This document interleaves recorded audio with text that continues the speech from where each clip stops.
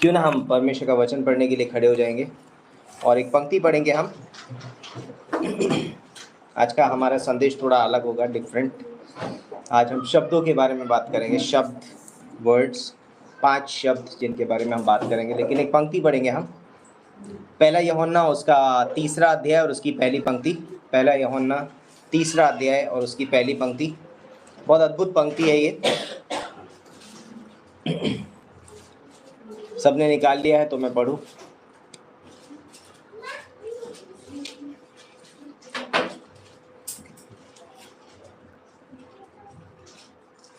कैसा मैसेज पेश कर लो कि एटीएम गिरने लगे।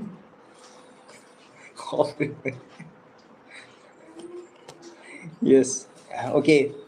पहला यूहन्ना 3रा अध्याय और उसकी पहली पंक्ति। यहाँ पर लिखा है, देखो पिता ने हमसे कैसा प्रेम किया है कि हम परमेश्वर की संतान कहलाएं, और हम हैं भी। इस कारण संसार हमें नहीं जानता, क्योंकि उसने उसे भी नहीं जाना। आइए हम प्रार्थना करते हैं। परमेश्वर पिता, हम धन्यवाद करते हैं पिता परमेश्वर इस खूबसूरत समय के लिए, इस दिन के लिए। धन्यवाद करते हैं, आपके चरणों में आते हैं, आपके नाम को ऊंचा उठाते हैं, आपकी महिमा, आपकी स्तुति करते हैं पिता परमेश्वर। धन्यवाद करते हैं पिता परमेश्वर, इन वचनों के द्वारा आप हमसे बातें करना, पवित्र आत्मा के द्वारा अगुवाई करिए। प्रभु यीशु मसीह के नाम से मांगते हैं, आमीन। Praise the Lord. आप सब लोग बैठ सकते हैं। सो 5 ऐसे शब्द हैं जिनके बारे में आज हम बात करेंगे। 5 शब्द जो कि जिन्होंने हमारे जीवन को बदल दिया, राइट, और जिसकी वजह से हमारे जीवन में आज भी बहुत गहरा प्रभाव पड़ रहा है ना। बहुत गहरा प्रभाव है आज हमारे जीवन में उन 5 शब्दों की वजह से। तो और आज भी परमेश्वर हमारे द्वारा, उन 5 शब्दों के द्वारा बहुत सारा दूसरों के ऊपर क्या कर रहा है, प्रभावित भी कर रहा है दूसरों को, वो शब्दों के द्वारा। तो ये वो शब्द हैं जो परमेश्वर की ओर से आते हैं, राइट। ये शब्द जो हैं परमेश्वर की ओर से आते हैं। अब आप सोचेंगे कि वो शब्द कौन से हैं, तो अभी सस्पेंस है, थोड़ी देर में आपको पता चलेगा, राइट। तो आज हम जानते हैं कि मनुष्य आज अपने जीवन में, हम सब बहुत सारी बातें करते हैं, बहुत सारे शब्द हमारे जीवन से निकलते हैं, लेकिन बाइबल में ऐसे 5 बहुत सारे शब्द हैं, राइट। बट मैं 5 शब्दों के बारे में बात करूंगा, 5 वर्ड जिनके द्वारा हमारा जीवन बदल गया, हम परिवर्तित हो गए, आज भी हमारे जीवन में गहरा प्रभाव पड़ रहा है और हमारे द्वारा बहुत सारे लोग प्रभावित हो रहे हैं उन 5 शब्दों की वजह से। तो अभी आप बहुत सारे मन में आपके सवाल आ भी गए होंगे और बहुत सारे शब्द आपके मन में आ गए होंगे। आप सोच रहे होंगे कौन से शब्द होंगे, कौन से, राइट। किसी ने कुछ सोचा है कौन सा शब्द हो सकता है? सोचा है आपने कोई सा शब्द? कौन सा शब्द हो सकता है वो, राइट? कोई भी गैस करके एक बता सकते हैं, शायद आप राइट हो जाए। अनुग्रह, ओके, राइट आंसर। ओके, प्रेम, राइट आंसर। सब लोग जानते हैं, राइट। तो ये कुछ शब्द है, ऐसे सब मत बता देना वरना मैं क्या बताऊंगा इधर। मेरी मजाक कर रहा। ओके, तो यहाँ पर है, बोलते हैं कि ये बहुत सारे ऐसे शब्द हैं जिनके द्वारा हमारा जीवन क्या हो गया, बदल गया है। तो हाँ, इन्होंने हमारे, तो कई बार हमें ना इन शब्दों को हल्के में नहीं लेना चाहिए। ये शब्द कई बार हम इन्हें हल्के में ले लेते हैं, यानी कि कई बार हम इससे परिचित हो जाते हैं ना, जिसको बोलते हैं फैमिलियर। ओ मैं जानता हूँ, मुझे पता है, मैंने सुना है ना। ये हमारे जीवन में हो सकता है।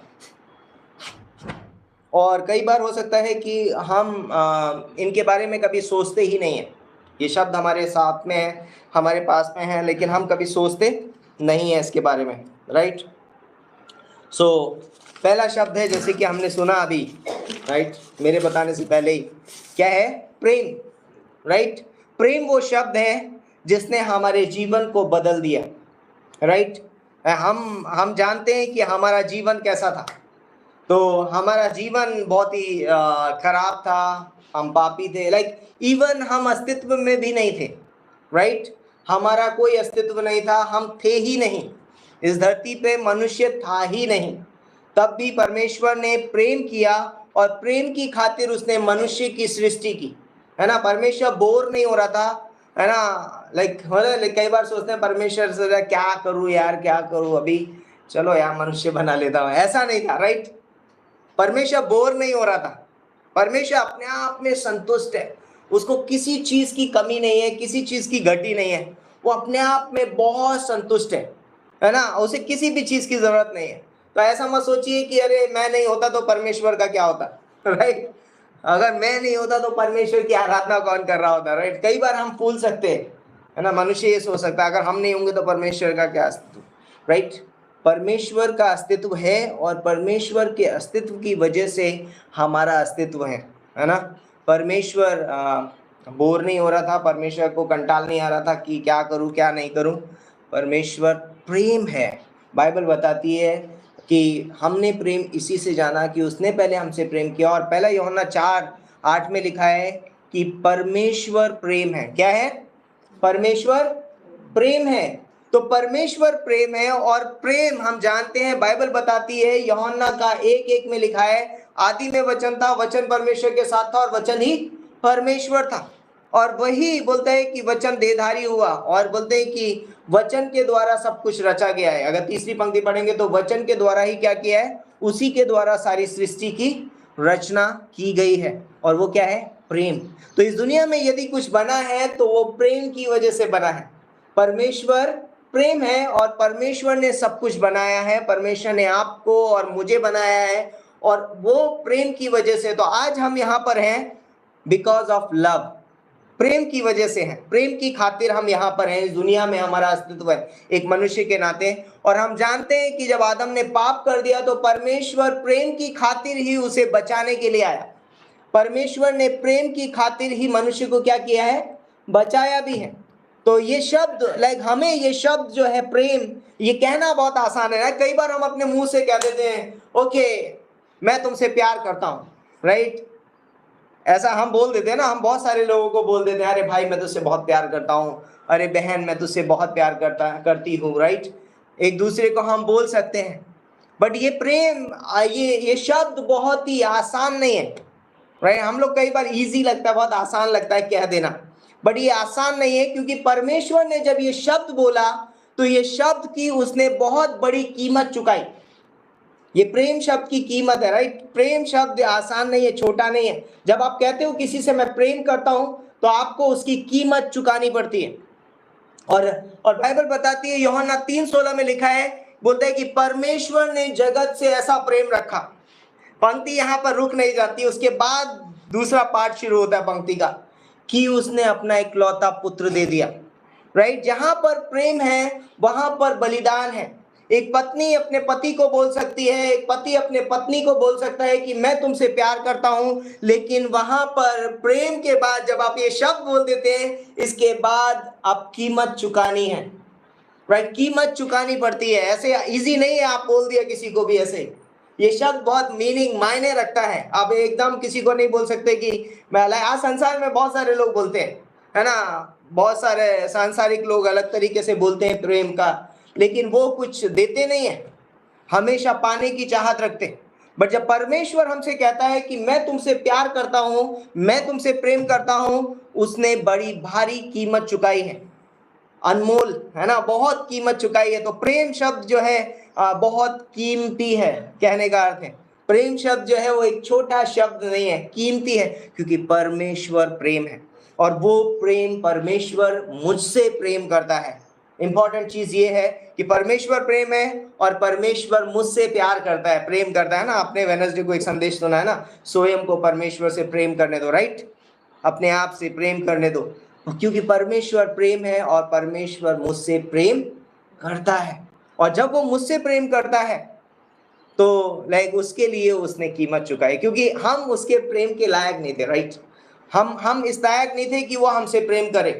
तो सामने वाला, जब आप कहते हो किसी से आप प्रेम करते हो, शायद वो आपके प्रेम के लायक नहीं होगा, शायद, बट आपको वहां पर कीमत चुकानी पड़ेगी, राइट। ऐसा मत सोचिए कि प्रेम मैं करूंगा और कीमत वो चुकाएगा, ऐसा नहीं है। तो जब हम किसी को कहते हैं, एक हस्बैंड अगर अपनी पत्नी से प्यार करता है तो पति को पत्नी के लिए कीमत चुकानी पड़ेगी। अगर आप कह रहे हो मैं तुमसे प्रेम करता हूं तो आपको एक कीमत चुकानी पड़ेगी, आपको एक बलिदान देना पड़ेगा। आपको अपने आप को शून्य करना पड़ेगा।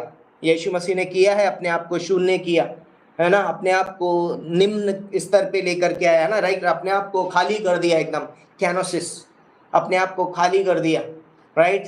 राइट, कई बार जब हम कहते हैं राइट हाँ मैं तुमसे प्यार करता हूँ, हमें अपने आप को खाली करने की जरूरत है, अपने आप को शून्य करने की जरूरत है। मैं कहता हूँ ओके मैं जानता हूँ कि लाइक मैं तुमसे प्यार करता हूँ और उसके लिए मैं कीमत चुकाने के लिए तैयार हूँ।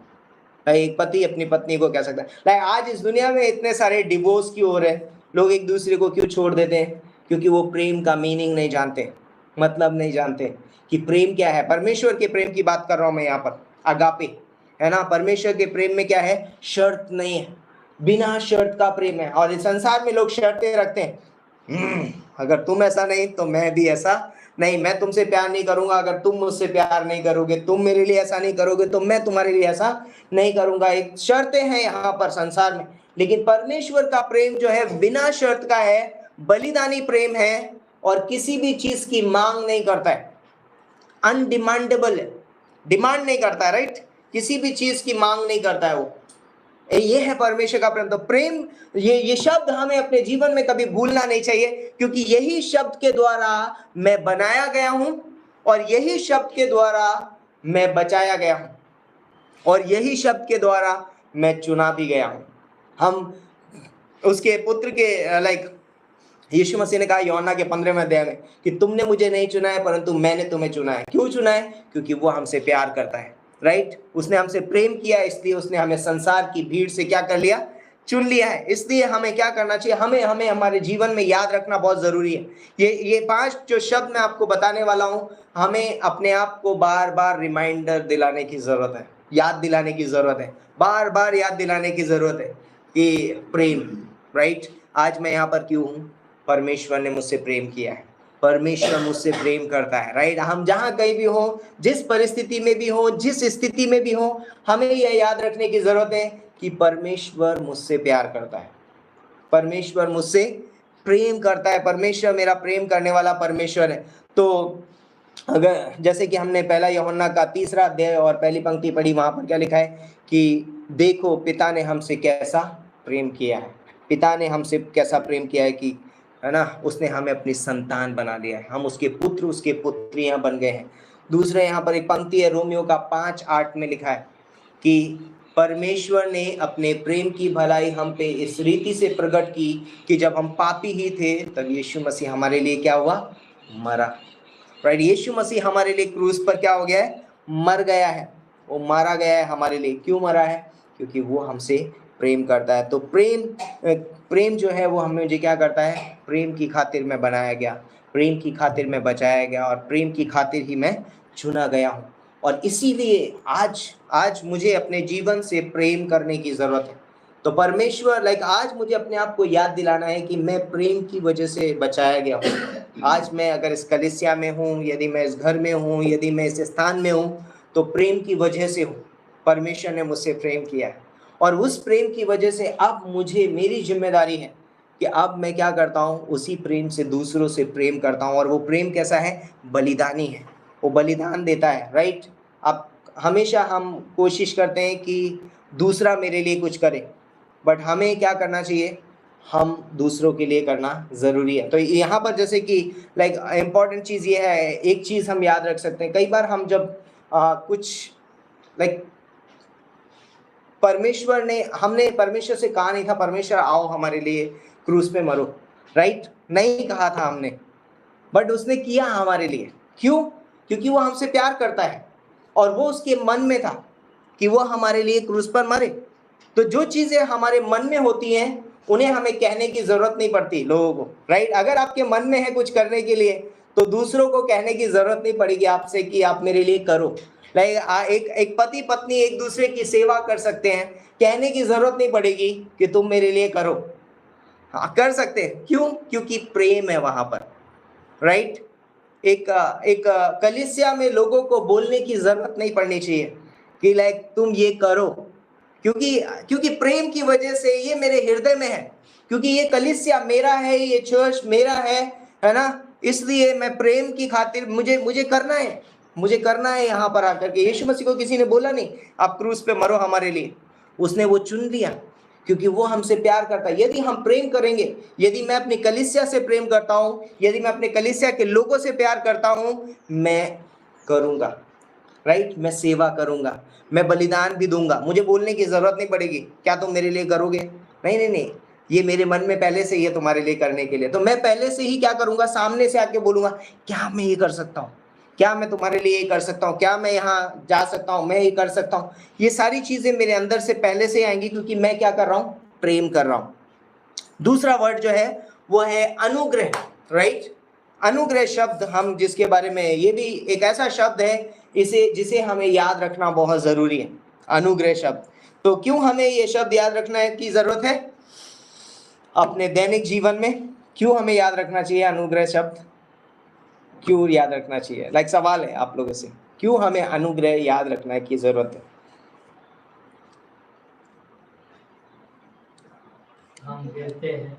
हम गिरते हैं, राइट, हम पापी हैं।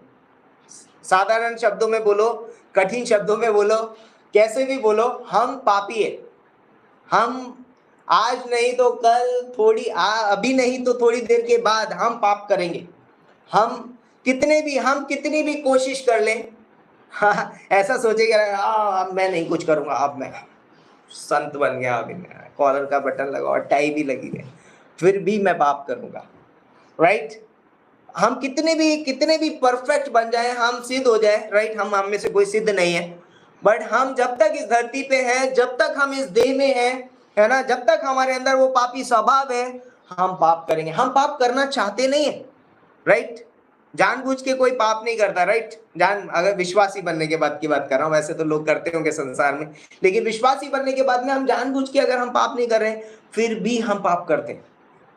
अगर आप नहीं भी चाहते ना पाप करना, आप नहीं भी चाहते कि मैं ये करूं, तो भी वो आपसे हो जाएगा। पौलुस बोलता है, पौलुस कहता है कि जो चीजें मैं करना चाहता हूं वो तो मैं नहीं करता, और जो मैं नहीं करना चाहता हूं वही मैं किया करता हूं, वही मैं किया करता हूं, लाइक पाप। लाइक इसलिए मुझे ये शब्द याद रखने की जरूरत है, क्योंकि पता है अगर मैं अनुग्रह शब्द में भूल जाऊंगा मेरे जीवन में, तो कई बार मैं अपने आप को मारना शुरू कर दूंगा।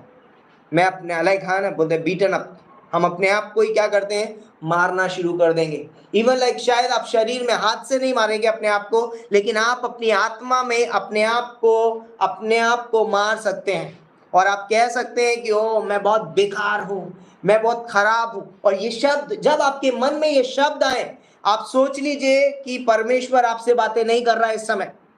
परमेश्वर नहीं, ये परमेश्वर की आवाज नहीं है। ये हमें ये आवाज सोचने की जरूरत है। जब कभी भी आपके मन में ये बातें आने लगे, जब आप अपने आप को बहुत नीचा देखने लगो, जब अपने बारे में बहुत बुरा सोचने लगो, ये सोच लेना कि ये सोच और ये विचार, ये बातें परमेश्वर की ओर से नहीं है, ये शैतान की ओर से हैं। मेरे पुराने पापी स्वभाव से मेरे अंदर आ रही हैं, और वो मुझे क्या कर रहे हैं, गिरा रहा है। और कई बार हम अपने आप को बहुत मारते हैं अंदर, आत्मिक रूप से। हम कहते हैं मैं अच्छा नहीं हूँ, मैं बहुत खराब हूँ, मैंने ये नहीं किया था, मैंने वो नहीं किया था, मुझसे ये नहीं हुआ था, मैं ऐसा कर दिया था, मैंने वैसा कर दिया था, बहुत सारी चीज़ें। और उसकी वजह से क्या होगा पता है, मुझे ये शब्द की ज़रूरत है, ग्रेस, अनुग्रह। अनुग्रह शब्द की मुझे क्या है, ज़रूरत है, क्योंकि हम सब पापी हैं, हम असिद्ध मनुष्य हैं, और हम अपने जीवन में पाप करेंगे, और हमें अनुग्रह की ज़रूरत है। और बाइबल बताती है कि विश्वास के द्वारा अनुग्रह से तुम्हारा उद्धार हुआ। और जब हम, पता है, कभी जब हम पाप करते हैं तो पहली चीज़ हम क्या करने लगते हैं पता है, हम उसे सुधारने की कोशिश करने लग जाते हैं। बहुत ही गलत तरीका है, बहुत गलत तरीका है। आप और मुझसे जब भी कभी कोई पाप होता है, या हम यस पाप ही होता है, गलतियां नहीं होती हैं, पाप, जब भी हम कोई पाप करते हैं तो हम सोचते हैं, हम अपने तरीकों से, अपने कार्यों से उसको सुधारने की कोशिश करते हैं। ये सबसे गलत हमारा तरीका है जो हम करते हैं। हमें क्या करना चाहिए, राइट? अगर हम पाप को सुधार सकते थे, राइट, अगर हम अपने पाप को सुधार सकते थे, तो यीशु मसीह को क्रूस पर आकर मरने की जरूरत नहीं होती, है ना। स्वर्ग छोड़कर इस धरती पे आने की जरूरत नहीं होती। वो क्रूस पर हमारे लिए नहीं मरता, कहता हाँ हाँ मैं तुम्हें एक बुद्धि देता हूँ, एक समझ देता हूँ, तुम अपने पाप को सुधार लो। हम नहीं सुधार सकते, हम उससे कभी हम उसे सही नहीं कर सकते। इसीलिए यीशु मसीह को इस धरती पर आना पड़ा, इसीलिए यीशु मसीह हमारे लिए क्रूस पर मरा, क्योंकि हम अपने पापों को सुधार नहीं सकते, है ना, और अपने अच्छे कर्मों से अपने पापों को ढांप भी नहीं सकते। राइट, ओके, मैंने तुम्हारे खिलाफ ये कर दिया था, चलो आज मैं थोड़ा सा ये कर देता हूँ, है ना। कई बार देखा होगा पेरेंट्स को, गलत बात नहीं है, मारने के बाद भी चॉकलेट दे देते, राइट। बच्चा भूल जाएगा मैंने जो किया उसके साथ में, तो चॉकलेट, अच्छा चल ले चॉकलेट खा ले बेटा, राइट, ऐसा है। बट एक्चुअली वो अलग डिफरेंट थिंग है, मैं उसके बारे में बात नहीं कर रहा हूँ। बट एक चीज़ बता रहा हूँ, कई बार हम गलती करते हैं, हम पाप करते हैं, और हम अपने अच्छे कार्यों से या कुछ उस पर लेप लगा के उसको छुपाने की कोशिश करते हैं। बट यहाँ पर मुझे अपने घुटनों पे जाना चाहिए और मुझे कहना चाहिए, मुझे अनुग्रह की ज़रूरत है, मुझे अनुग्रह की ज़रूरत है। बट इम्पॉर्टेंट चीज़ ये है कि मुझे सिर्फ अनुग्रह की ज़रूरत मुझे नहीं है, अनुग्रह की ज़रूरत सामने वाले को भी है। तो कई बार हम अपने जीवन में, हम तो अनुग्रह चाहते हैं दूसरों से, लेकिन हम दूसरों को अनुग्रह देते नहीं है। जब मैं गिरूंगा तो मुझे पूरा चाहिए 100 किलो, लेकिन जब दूसरा गिरे तो 5 ग्राम भी देने में मुश्किल होती है, राइट। 5 ग्राम भी निकाल के देने में बहुत महंगा है, राइट, 5 ग्राम भी देने में मुश्किल होती है। तो हमें, जैसा हमने सेंत मेत पाया है, वैसा ही सेंत मेत हमें क्या करना है, देना है। ये अनुग्रह हमें फ्री में मिला है, तो अनुग्रह हमें सिखाता है, राइट। तो जो पाप है वो क्या करता है, हमें गिलानी में लेकर के जाता है। हम सब क्या कर देते हैं, गिलानी में चले जाते हैं। जब आदम ने पाप किया था अदन की वाटिका में, तो वो कहाँ गया था, गिलानी में चला गया था, उसके अंदर गिलानी आ गई थी, वो छुप रहा था अपने आप को लेकर के। तब परमेश्वर वहां पर आया, और परमेश्वर की उपस्थिति, परमेश्वर अनुग्रहकारी है। जब परमेश्वर उसके सामने आ गया, मीन्स अनुग्रह उसके सामने आके खड़ा हो गया, राइट। और परमेश्वर ने कहा, आदम आदम तू कहाँ है ना। और परमेश्वर ने उसके लिए एक कपड़े बनाए, उसको अंगरखा बना के दिया, उसके लिए बलिदान किया, राइट, उसको प्रॉमिस दिया, वायदे दिए उसको। क्यों? बिकॉज ऑफ ग्रेस, अनुग्रह की वजह से। और वो उस गिलानी से उसको बाहर निकाल करके आया। तो डर, गिलानी और शर्म लेकर के आता है पाप, लेकिन अनुग्रह हमें इन तीनों चीजों से बाहर निकालता है। अनुग्रह क्या करता है, हमें गिलानी से, शर्म से, डर से हमें क्या कर देता है, वो बाहर निकाल के लाता है। इसलिए हम वो समय की बात नहीं कर रहा हूं, हम आज भी अपने जीवन में, रोजमर्रा के जीवन में हम पाप करते हैं, और हम डर में, गिलानी में और शर्म में जी सकते हैं। लेकिन हमें ये शब्द याद रखने की जरूरत है, अनुग्रह। और जब हम इस शब्द को याद रखते हैं, जब हम इस शब्द को अपने जीवन में याद करते हैं, हम क्या कर रहे हैं, अपनी गिलानी से बाहर आ रहे हैं। परमेश्वर ने मुझे क्या दिया है, अनुग्रह दिया है। तो इसलिए मुझे अनुग्रह शब्द की जरूरत है। तो एक विश्वासी जब पाप करता है, परमेश्वर उसे ताड़ना देता है, राइट। मैं ये नहीं बोल रहा हूं आपको, अनुग्रह पाप करने का लाइसेंस नहीं है, राइट, कि अनुग्रह है मैं जितना चाहूं उतना पाप करूं, जिधर चाहूं जैसे चाहूं वैसा जीवन जीऊं। नहीं नहीं नहीं नहीं, अनुग्रह मुझे गिलानी से बाहर निकालता है। इसका मतलब ये नहीं है कि मैं वापस पाप में गिरने के लिए मुझे मदद नहीं कर रहा है अनुग्रह, पर वो मुझे पाप में से निकलने के लिए मदद करता है ना। मेरा पाप करने के लिए मेरा प्रोटेक्टर नहीं है, तू पाप कर मैं इधर खड़ा हूं तुझे बचाने के लिए, नो नो नो, ऐसा नहीं है अनुग्रह। पर अनुग्रह मुझे शैतान के फंदे से छुड़ाने के लिए खड़ा है, राइट। जब मैं पाप में गिर जाऊंगा, मैं गिलानी, शर्म, डर में होऊंगा, तो अनुग्रह मुझे उससे खींच करके बाहर निकाल लेगा। तो जब हम पाप करते हैं तो परमेश्वर ताड़ना लेकर के आता है, ताड़ना देता है, लेकिन परमेश्वर एक विश्वासी को कभी दंड नहीं देगा, राइट। इंपॉर्टेंट चीज़ है हमें याद करने के लिए। कई बार हम बहुत डर सकते हैं कि अरे मैंने पाप किया, परमेश्वर मुझे दंड देगा। परमेश्वर हमें दंड नहीं देगा। बाइबल बताती है, रोमियो का 8:1 में लिखा है कि अतः जो मसीह यीशु में है उन पर दंड की आज्ञा नहीं है। क्यों? बिकॉज ऑफ ग्रेस, अनुग्रह की वजह से, अनुग्रह की वजह से हम पे दंड की आज्ञा नहीं है। तो परमेश्वर हमारे पापों का लेखा नहीं रखता है, याद रखिए, परमेश्वर हमारे पापों का लेखा नहीं रखता है। लेकिन क्या आपको पता है आपने क्या किया था, है? राइट, हम सबको पता है।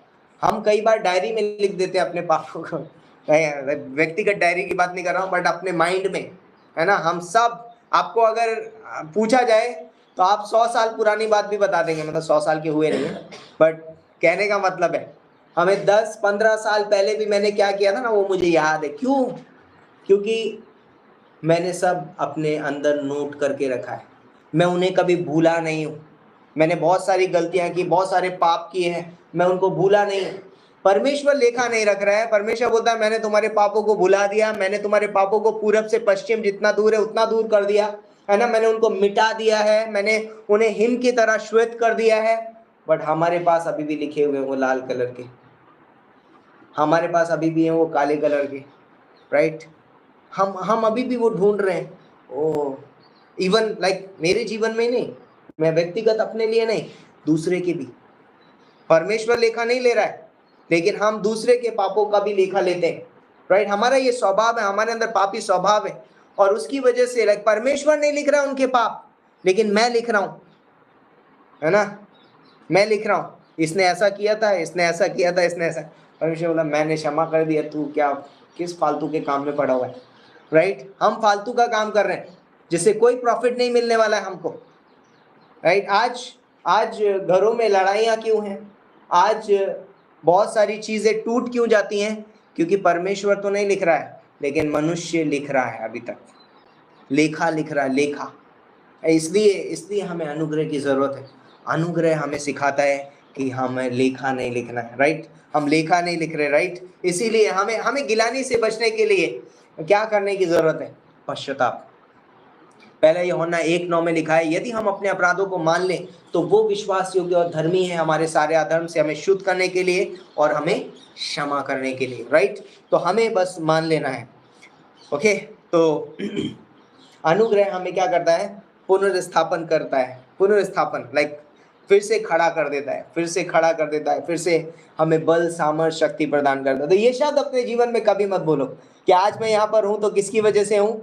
अनुग्रह की वजह से। और इसकी वजह से जब हम ये शब्द याद रखेंगे, हम कभी घमंड नहीं करेंगे, हमारे अंदर कभी घमंड नहीं होगा, क्योंकि मुझे पता है कि आज मैं जो कुछ भी हूँ परमेश्वर के अनुग्रह से। पौलुस बोलता है ना, मैं जो कुछ भी हूँ परमेश्वर के अनुग्रह से हूँ, परमेश्वर के अनुग्रह से। और वो शब्द हमें भूलना नहीं है अपने जीवन में। रोजमर्रा अपने जीवन में याद दिलाइए अपने आप को, I am saved by grace, है ना, मैं अनुग्रह के द्वारा बचाया गया हूँ, मैं अनुग्रह के द्वारा आज इस कलीसिया में रखा गया हूँ, मैं अनुग्रह के द्वारा ही, अनुग्रह की वजह से ही मैं आज परमेश्वर की सेवा का कार्य कर पा रहा हूँ, अनुग्रह की वजह से ही आज मैं कलीसिया का हिस्सा हूँ, है ना, अनुग्रह की वजह से। ये याद हमें दिलाना। तीसरा शब्द, तीसरा जो हमें याद रखने की जरूरत है, कोई गैस कर सकता है?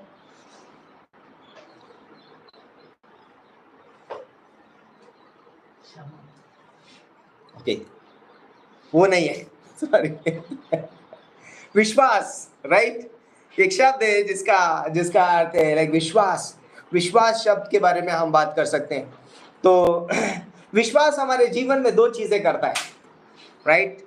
हम जानते हैं कि आज हम यहाँ पर क्यों हैं, आज हम कलीसिया में क्यों बैठे हुए? विश्वास की वजह से। यदि हमने यीशु मसीह पर विश्वास नहीं किया होता, है ना, उसके किए हुए कार्य पे जो उसने हमारे लिए क्रूस पे किया है, अगर हमने उस पर विश्वास नहीं किया होता तो शायद आज हम यहाँ नहीं होते, हम यहाँ नहीं बैठे होते, राइट। आज हम परमेश्वर की आराधना, स्तुति नहीं कर रहे होते। तो विश्वास हमारे जीवन में बहुत महत्वपूर्ण है। और ये विश्वास आया कहाँ से? बाइबल बताती है विश्वास का कर्ता कौन है? प्रभु यीशु मसीह। इब्रानियों का किताब में लिखा हुआ है ना, 12वां अध्याय, आई थिंक 13वां या 12वें अध्याय में, कि विश्वास का कर्ता प्रभु यीशु मसीह है। वो है विश्वास का कर्ता, है ना, उसने विश्वास, वो रचयिता है विश्वास का।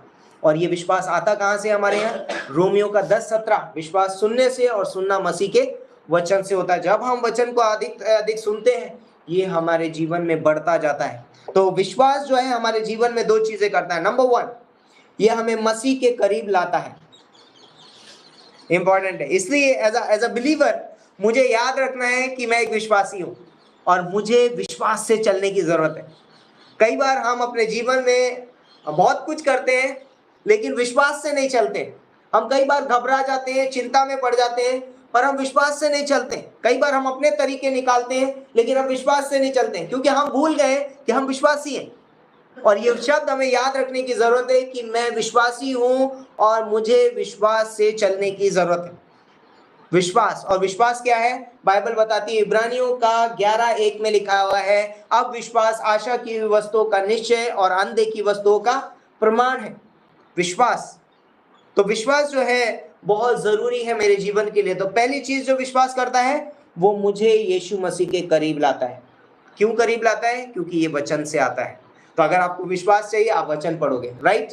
हम वचन पढ़ेंगे, और जब हम वचन पढ़ेंगे तो हम यीशु मसीह को गहराई से जानेंगे, और ये हमारे अंदर विश्वास पैदा कर रहा है, हम विश्वास में बढ़ रहे हैं। ओके, इंपॉर्टेंट है। दूसरी चीज बोलता है कि ये हमें मसीह के जैसा बनाता है। विश्वास जो है वो हमें क्या करता है? मसीह के जैसा बनाता है। तो इसीलिए फिलिपियों का 5:2 में लिखा है कि जैसा मसीह यीशु का स्वभाव था वैसा ही तुम्हारा भी स्वभाव हो। तो वो स्वभाव आएगा कहां से? जब हम विश्वास का जीवन जीते हैं। जब हम विश्वास का जीवन जीते हैं, हम यीशु मसीह जैसा दिन प्रतिदिन बनते जाते हैं। क्योंकि यीशु मसीह ने इस धरती पे कैसा जीवन जिया?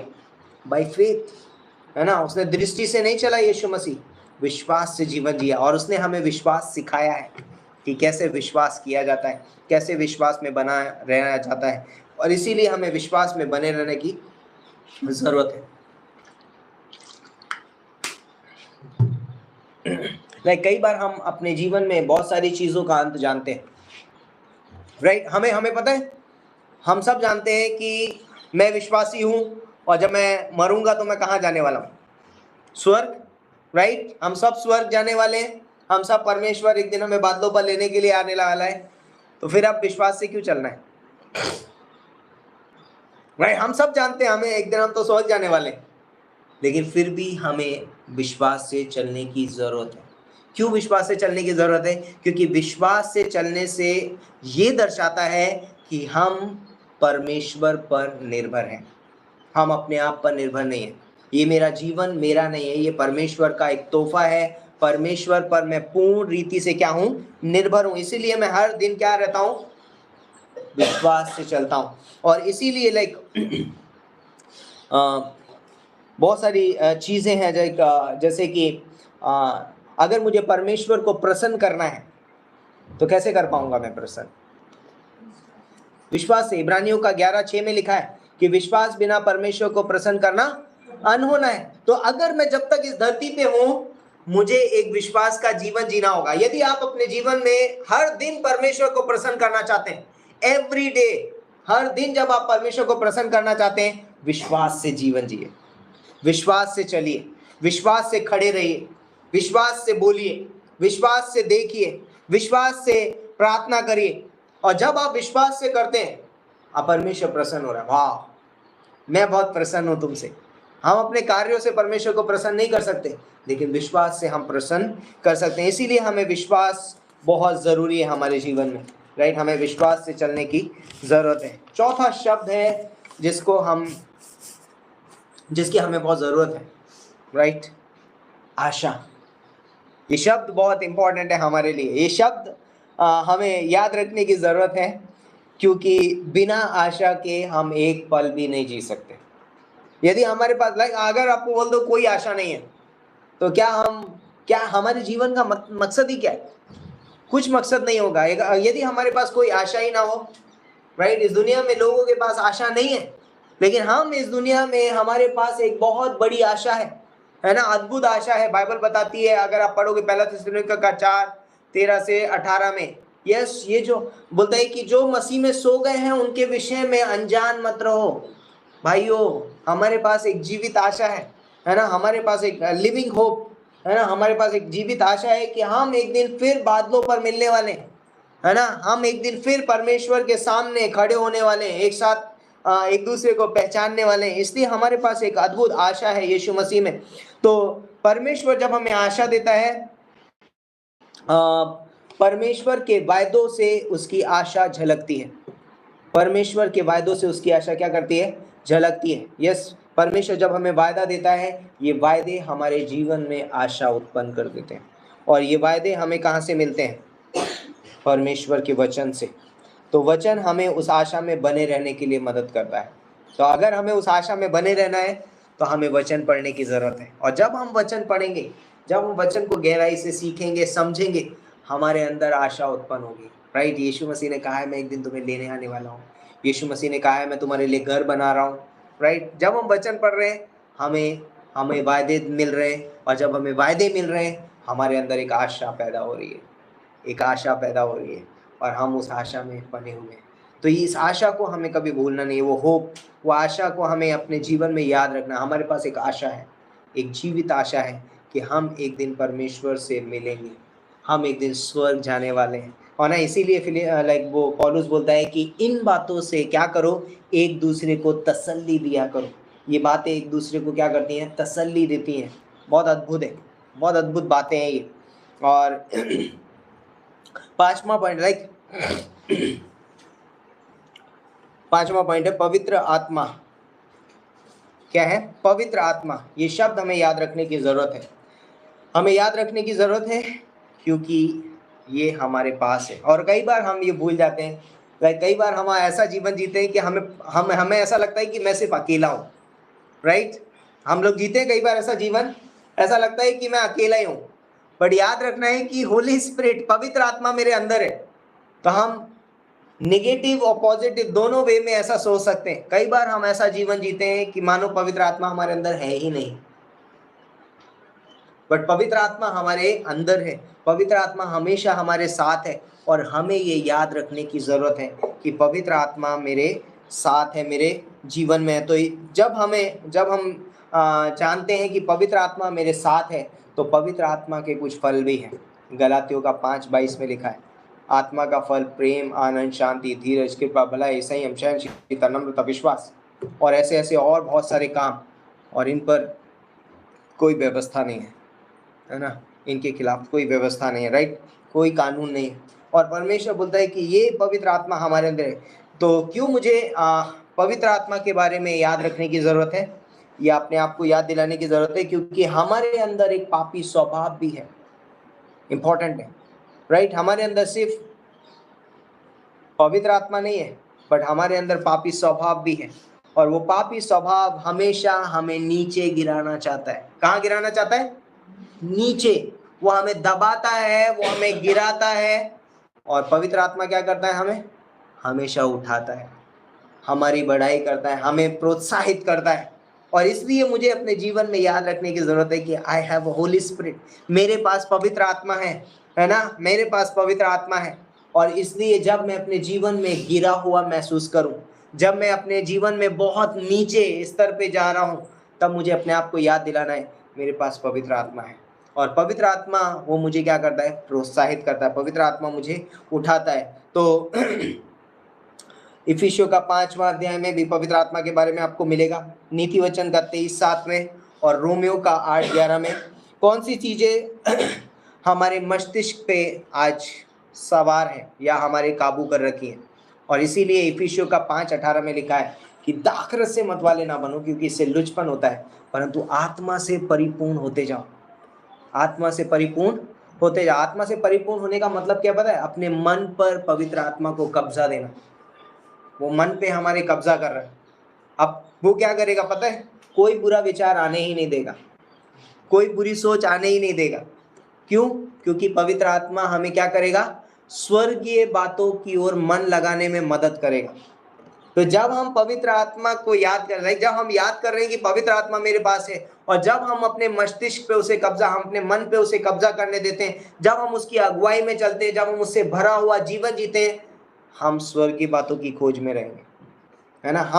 हम संसार की बातों की खोज में नहीं रहेंगे, हम परमेश्वर की बातों की खोज में रहेंगे। इसलिए हमें ये 5 शब्द याद रखने बहुत जरूरी है। पहला क्या था?